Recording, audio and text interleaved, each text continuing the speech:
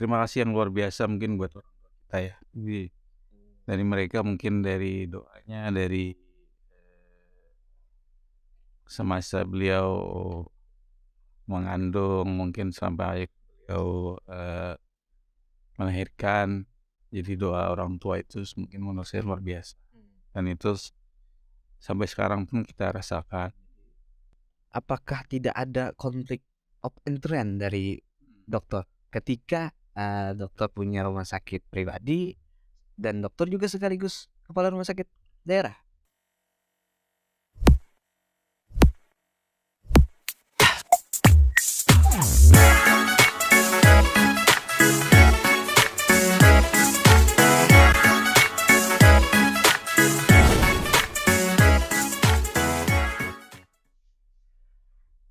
Assalamualaikum warahmatullahi wabarakatuh. Kembali lagi di podcast Kata. Kita hari ini kedatangan tamu dua dari requestan kawan-kawan. Beliau adalah kepala rumah sakit Datu Sangkul, Dr. Milhan. Selamat sore, assalamualaikum Bang Sufyan. Gimana kabarnya Bang? Sufyan, Ading Sufyan ya. Gimana Baik, Bang? baik, alhamdulillah. Sibuk apa sekarang Bang?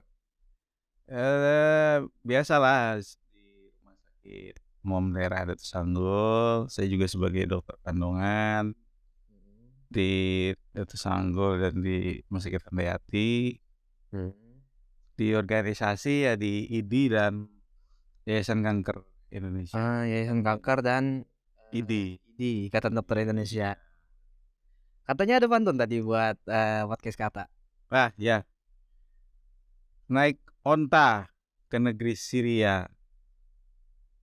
Naik kuda besi sampai ke India. Podcast Kata memang luar biasa, memberi informasi dan inspirasi untuk Banua.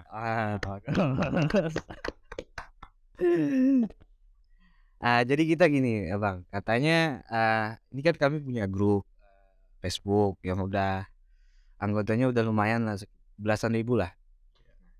Mereka request katanya tolong datang Dr. Milhan sebagai sosok yang menginspirasi. Nah jadi kita mau dengar ini cerita dari Dr. Milhan dari kecil sampai bisa jadi orang yang besar, sampai bisa jadi dokter, apalagi Orang besar tuh belamak berarti.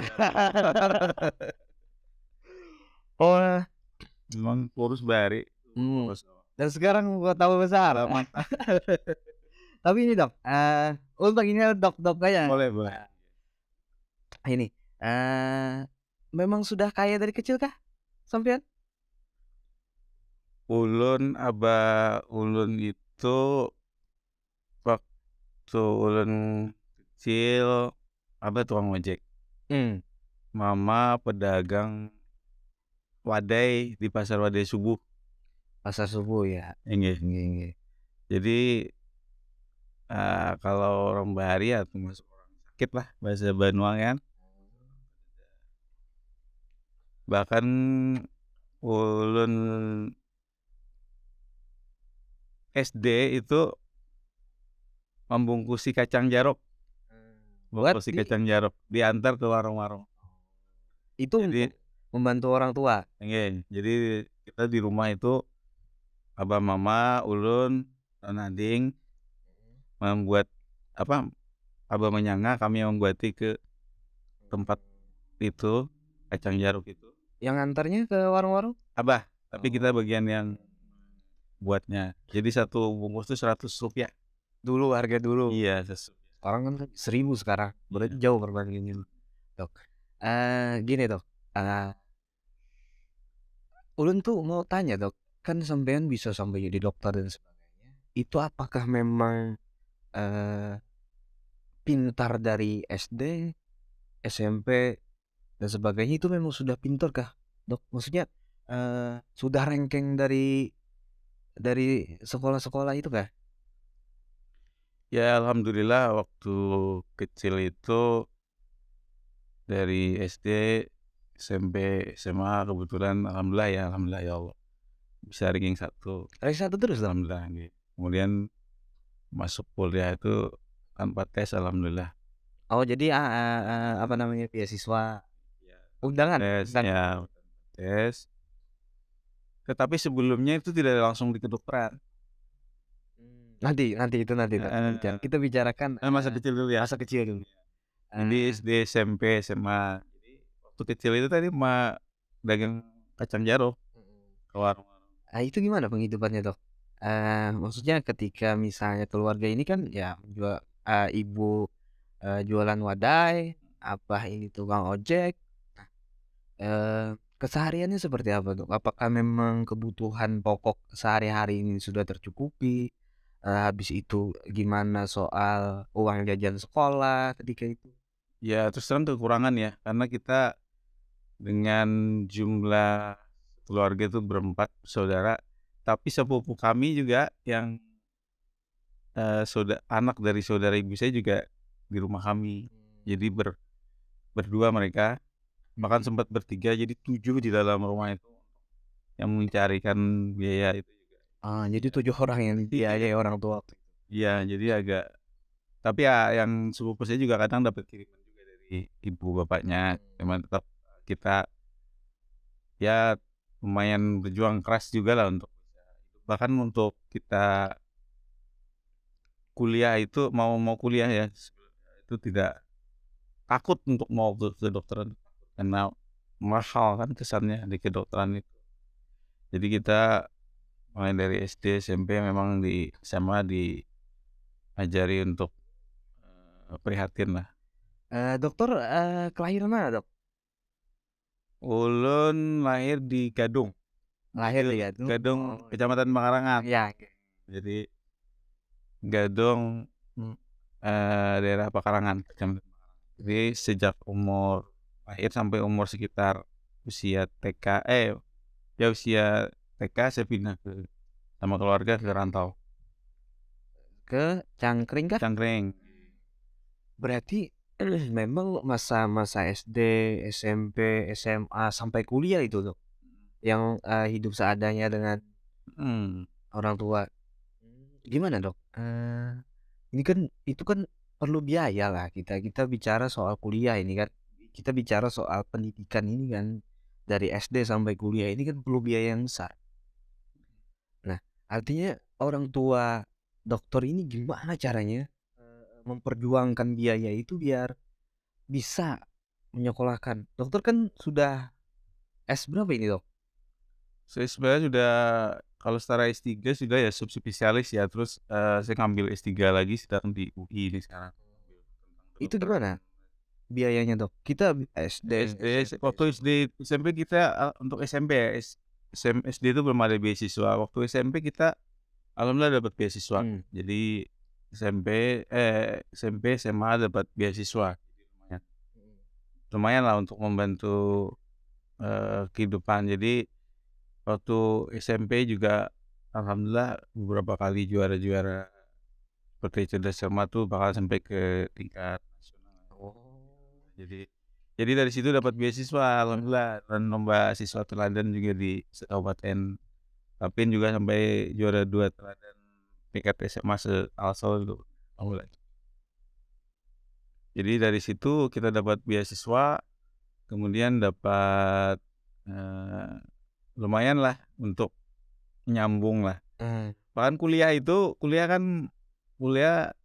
dulu kita ngambil non kedokteran ya di matematika karena takut kalau kedokteran itu mahal. Ternyata setelah kuliah di matematika lihat-lihat anak kedokteran kok biayanya murah aja gitu kan. Terus kita 180.000 memang waktu itu per semester ya. Bandingkan dengan yang sekarang SPP bisa sampai 12 juta ya. Itu 180.000 aja per semester. Jadi akhirnya kita pindah mendaftar lagi ikut kedokteran, yang di mana itu waktu itu? Unlag? di Semarang. Oh Semarang, Nah, waktu kuliah itu juga kan berat itu, cuman dapat 100.000 per bulan, dari beasiswa? dari orang tua Oh kan. dari orang tua? Orang tua. Udah SMA, udah kuliah kan waktu itu awal kan nggak ada beasiswa lagi ya. Jadi waktu kuliah itu saya sambil menulis, jadi wartawan kecil-kecilan. Oh, Jadi sama dengan Rubuhan Bian. Jadi benar-benar saya tapi ya mungkin nggak banyak honornya waktu itu kan cuman 25.000 per bulan. per bulan. Iya, itu kalau masuk ya, kalau nggak masuk kan nggak dapat honor, Tap tapi berusaha untuk menulis artikel opini. oh Bini, ya ya ya. Tapi gini Dok, kan, apa namanya, dokter ini kan, pintar lah kata dokter tadi bahwa dari SD sampai SMP, SMA, ranking terus kan. Nah itu ada kiat-kiat kah Dok, belajarnya gimana? Atau memang dokter memang pintar dari lahir? Saya kira, eee, terima kasih yang luar biasa mungkin buat orang tua kita ya. Jadi dari mereka mungkin dari doanya, dari semasa beliau mengandung, mungkin sampai beliau, melahirkan.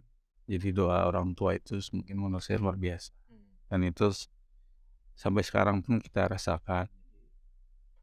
Ya mungkin sehebat apapun, kita apa istilahnya, sepintar apapun kita, ya semuanya berkat orang tua. Dan tidak hanya mungkin semualah istilahnya, apapun kita, profesi kita, ya jadi apapun kita, dengan semua, maksudnya kita semua ya. Jadi dengan, eee, harta berapapun banyaknya tentu tidak terlepas dari peran orang tua kita. Jadi memang, kehidupan dokter yang ranking dia selalu juara kelas, habis itu jadi dokter, ya itu memang pengaruhnya dari kedua orang tua. Ya mungkin ya disuruh belajar, tapi juga doa mereka juga sangat luar biasa. Keras kah waktu itu orang tua mendidik? Kalau mama ya kadang kadang keras, kadang Heeh, lemah, tapi itu da sangat sangat ya, mungkin sangat bagus ya itu heeh, dorongannya ya, untuk kita semua ya. Jadi kita berterima kasih buat kita tidak hanya ya, mengajarkan kepada anak-anaknya untuk selalu istiqamah ya, dalam belajar dan berdoa. mhm. Apa yang bisa kita contoh dari cara mendidiknya orang tua dokter? Waktu sholat kita harus, disiplin ya. Jadi kalau sholat selalu diingatkan, subuh dibangunkan, kalau waktu zuhur, asar, maghrib, isya juga selalu diingatkan. Mmm, Kalau belajar, kita biasanya udah rutin lah, mungkin habis maghrib sampai tuh harus belajar. Dan memang berarti ya, keras, tapi maksudnya kerasnya di kedisiplinan, soal belajar, soal, agama berarti. Seperti itu betul, orang tua ya, sampean. Kita masuk ke, eee, apa namanya, kehidupan kuliah. Kata Pian tadi, Pian mulainya dari, fakultas matematika, mmm. lalu pindah ke kedokteran, apa alasannya? Karena apa tadi? Ya sebenarnya dari semua jurusan baik, dan saya alhamdulillah luar biasa juga pada guru-guru kami. Cuma mungkin, waktu itu, eee, keinginan untuk mengabdi buat masyarakat, eee, apa, mungkin mungkin dengan jadi dokter harapan saya bisa lebih banyak mengabdi lah untuk masyarakat ya. Mmm. Jadi untuk supaya kita bisa menolong orang dan sebagainya, mungkin lebih banyak berbuat lah. Gini Dok, kan ulun Dok, ulun ini kan, orangnya takut darah Dok. Kalau ulun takut darah Dok, ngeliat darah sedikit wah pusing. Nah, sebagai dokter kan yang setiap hari bergelut dengan, darah, lalu, teriakan pasien. Nah ini Dok, apakah nggak Dokter Milhan ini nggak takut kah ketika misalnya lihat darah gitu?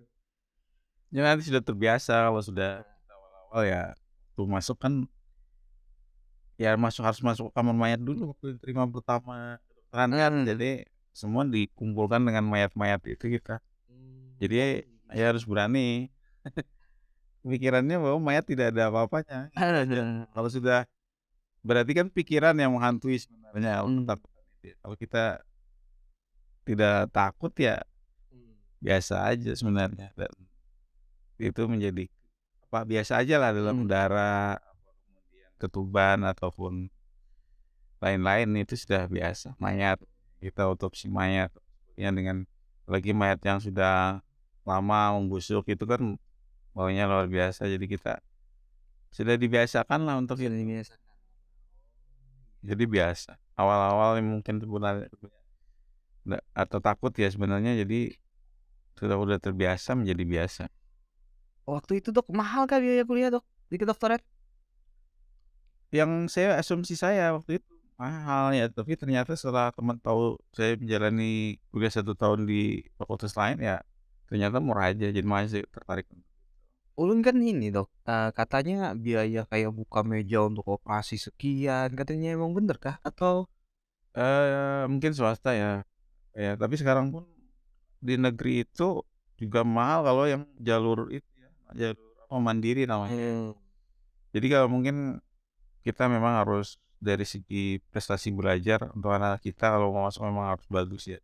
Kalau prestasi belajar bagus, SPP-nya kan nggak nyampe, murah aja. Ya kalau dia memang tidak mampu, prestasinya bagus kan nol, nggak bayar ya. Terus mmm, kalau dia kan sekarang berdasarkan penghasilan orang tua, kalau penghasilan orang tuanya kecil ya SPP-nya juga kecil. Jadi sekarang mmm, udah lebih fleksibel, tidak seperti dulu kan, kalau seperti dulu, mahal ya mungkin, maksudnya untuk yang ataupun, eee, swasta terutama ya. Kalau dulu ya negeri murah. mhm, mmm, gini Dok, lulus tahun berapa Dok sampean? Terus tahun Kuliah dan bekerja? 2000, Tahun 2000 dan langsung bekerja? Berarti dokter ini sudah 22 sampai 23 tahun sudah hampir ya. jadi dokter yang memang memang, apa namanya, bekerja sebagai dokter? Iya. Oktober 2002, Oktober tahun 2000 saya lulus, jadi, Oktober 2023 nanti 23 tahun. Pertama kali di mana Dok? Kerjanya di mana? Diterima pertama kali di mana? Saya di Bukit Tulus tuh di klinik-klinik swasta aja di Semarang. Balik ke sini kapan berarti? Setelah 8 bulan di sana, saya balik kampung Oh, mengikuti tugas tugas apa namanya, apa dulu PTT ya, mmm, wajib PTT dulu untuk dokter ya, jadi harus ke daerah. ada nggak Dok, maksudnya kayak cerita-cerita misalnya ketika dokter menangani pasien itu yang unik atau misalnya menarik lah, ada nggak Dok?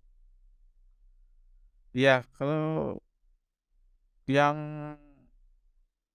inspirasi mungkin ketika kita waktu dokter umum ya, ketika mau menjadi dokter kandungan, kenapa saya memilih jadi dokter kandungan ngambil spesialis ya, Mmm, waktu dokter umum tuh, saya berkali-kali dipanggil untuk melahirkan, mmm, bidannya minta bantuan saya kan, membantu.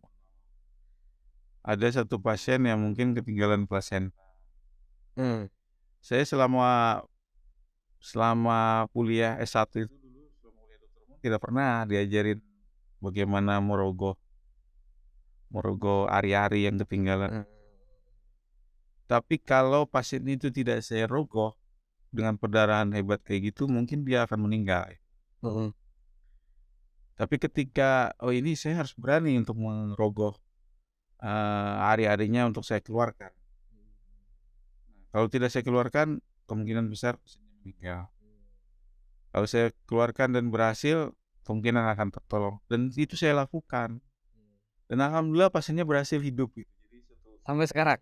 iya, ya waktu zaman dulu ya mungkin saya nggak tahu. Pokoknya pokoknya sampai itu berhasil lah, dia sehat, selamat merawat anaknya dengan baik. Wih, Dan itu jadi pengalaman luar biasa bagi saya waktu dokter itu umum. yang memicu dokter mau jadi spesialis kandungan? Iya, betul. Jadi sekarang ya, eee, gini Dok, Kabupaten Tapin ini kan ya boleh dibilang kota kecil lah, dengan di bawah 200.000 jiwa dan luasan wilayah yang tidak terlalu besar. Nah, kalau sepengamatan Bian, kira-kira ada nggak perbedaan kualitas, layanan kesehatan atau kualitas sumber daya kesehatan itu dengan kota-kota besar? Misalnya kayak, eee, tempat Bapak dokter kuliah waktu dulu. Ya sebenarnya kita, potensial sekali ya untuk memiliki dengan dana yang juga sudah besar disediakan pemerintah daerah maupun, dengan dana yang ada tersedia di rumah sakit ya.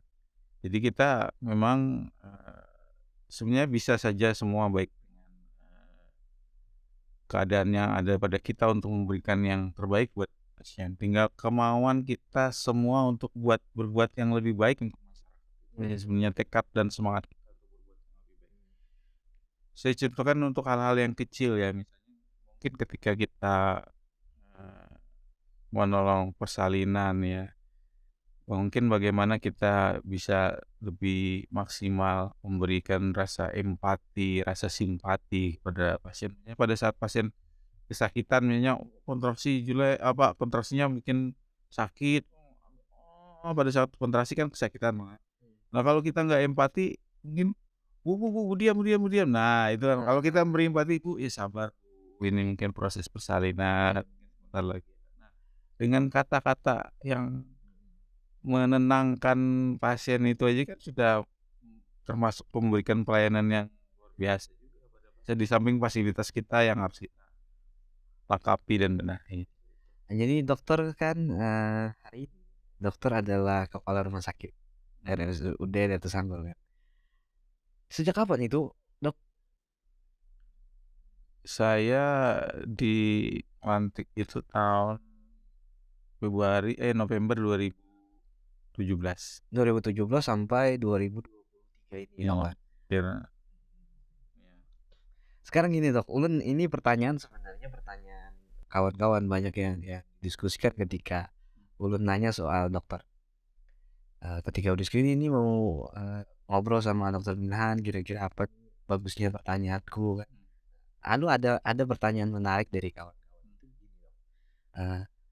Eee Dokter Milhan kan adalah direktur rumah sakit, Datu Sanggul daerah, punya Kabupaten Tapin, dan dokter juga, owner lah dari rumah sakit Handayati. Nah, eee, pertanyaannya, Dok, kawan-kawan itu gini, apakah tidak ada konflik of interest dari dokter ketika, dokter punya rumah sakit pribadi dan dokter juga sekaligus kepala rumah sakit daerah? Jadi prinsipnya begini, dimanapun kita berada, dimanapun kita, bertugas, kita harus profesional dan memberikan yang terbaik ya Mmm. jadi dimanapun kita bertugas kita harus memberikan pelayanan yang terbaik buat masyarakat. Jadi saya bilang kalau kita bertugas di Ratu Sanggul berikan yang terbaik, kalau kita bertugas di Handayati berikan yang terbaik dan justru, kita artinya kayak di swasta juga memberikan BPJS ya kan, artinya memberikan layanan juga untuk seluruh masyarakat Tapin berobat gratis katakanlah kalau dia memang, dibiayai pemerintah daerah juga kan tetap bisa. Kemudian juga dia, kalau dia BPJS tuh juga dia artinya dapat pelayanan apapun juga secara gratis di manapun dia mendapatkan pelayanan. Jadi juga sangat membantu sebenarnya, RSUD juga di dalam hal ini. Dan prinsipnya bagaimanapun, saat ini dengan Rumah Sakit Umum Daerah Datu Sanggul yang bed-nya kekurangan, alhamdulillah kita usulkan kepada Bupati untuk menambah bed-nya itu. Menambah bed-nya artinya sudah daya tampungnya sudah lebih kapasitas yang ada, sehingga kita punya, pemikiran untuk memperluas, artinya kepercayaan masyarakat di Datu Sanggul juga sangat meningkat, terbukti dengan, data pasien yang juga semakin meningkat setiap tahun. Terakhir tahun 2020 kan Covid ya, turun. Tahun 2022 jumlah, eee, pasien di RSUD Sanggul tuh 2021 4.900-an. Saya lihat data terus naik naik tahun 2022 terakhir itu 5.900. Jadi kepercayaan masyarakat terhadap RSUD Sanggul juga meningkat. Kemudian juga dari jumlah klaim BPJS, eee, setahun 2000 pas Covid ya, untuk pasien-pasien yang non Covid itu kan menurun ya klaimnya, tetapi tahun 2021 itu ya sebulannya sekitar nggak nyampe 2 M, tapi ini sekarang sudah bulannya klaim BPJS bisa sampai 2,5 M-an Berarti untuk pelayanan. ini Dok, memang memang secara pribadi dokter kan menjawab tadi bahwa ya kerja profesional aja. Bahwa ketika misalnya punya bisnis di luar dari apa namanya, di luar dari kewajiban ya tetap profesional. Intinya itu, apa namanya, yang bisa kita garis bawahi. Betul. Dan dokter berani menjamin bahwa dokter, eee, saat ini selalu profesional. Iya, dilihat dari kinerja saya sendiri aja kan gimana saya memberikan, Pelayanan. kerja dia selama ini. Silakan minum Dok. Ya ya, ini hangat nih lah, Oh, hangat anunya tehnya lah. di piano hangat, di ulut nando, es. Es teh. Nah sekarang ini Dok, kita ke ini Dok, dokter, ini kan masalah di pemerintahan Dok, yang kita bicarakan tentang RSUD dan Sangu sekarang Rumah Sakit Handayati. Ulun lihat Rumah Sakit Handayati ini perkembangannya luar biasa. Sebagai pebisnis, sebagai salah satu owner, itu ada sebuah keberhasilan. Apa sih Dok, yang membuat itu berhasil Dok? Jadi Rumah Sakit Handayati sebesar ini sampai sekarang? Nah, jadi begini, kebutuhan pelayanan kesehatan di Indonesia ini kan kalau Kementerian Kesehatan kan 1.000 penduduk itu harus ada 1 bed rumah sakit. Jadi 1.000 penduduk harus ada 1 bed rumah sakit. Nah, penduduk Tapin ini kan sudah 200 ribuan dan mengarah mungkin bisa lebih 200 ribu ya. Terakhir jumlahnya sekitar 1.900. 190. Ya, kurang sedikit lah, 200.000. Nah, ya kan perkembangannya dulu waktu masih sekitar 170, 180 ribuan. Nah, sekarang udah berkembang terus. Jadi bed rumah sakit tuh harus selalu bertambah karena kebutuhan penduduk yang bertambah, pelayanan juga yang harus ditingkatkan. Jadi dengan bed Datu Sanggul yang sekarang hanya 120, tentu kan masih kurang. Makanya saya usulkan ke daerah untuk diperluas. Alhamdulillah kan sekarang sudah sudah mau selesai. Jadi artinya